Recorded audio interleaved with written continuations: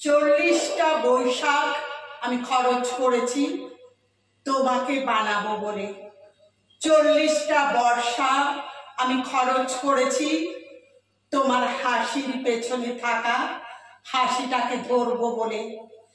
40টা ফাল্গুন আমি খরচ করেছি তোমার গ্রীবার অহংকারকে চুম্বন করব বলে।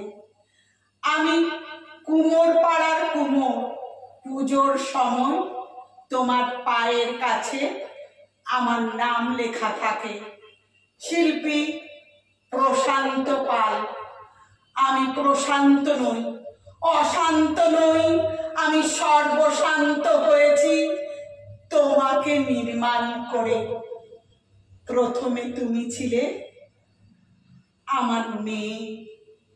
বিচুলির জানু যখন ধীরে ধীরে মাটির জাহ্নবী হয়ে উঠত, বিচুলি স্তন যখন হয়ে উঠত পাথরের মতো সর্বভূতে সুসংস্থিতা, তোমার চোখ যখন হয়ে উঠত আমার মেয়ের চোখ, তখন আমি লোভ বর্জন করে হয়ে উঠতাম মেয়ের বাবা। তোমার পিঠ বানাতে বানাতে, মাটি দিতে দিতে আমি হয়ে উঠেছি তোমার গোপন প্রেমিক।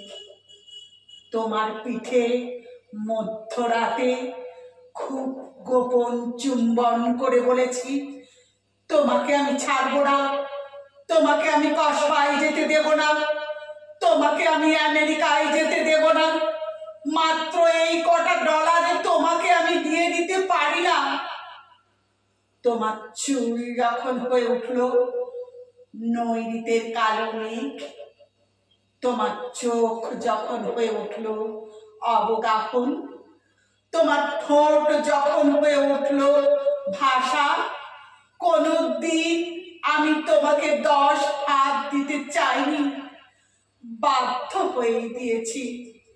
কেননা তুমি আমার জ্বরের সময় জল পড়তে দিয়েছ 2 হাতে। তুমি আমার মা, আমার মাতৃরূপে সংস্থিতা। তোমাকে এই খোলা চিঠি লিখে গেলাম।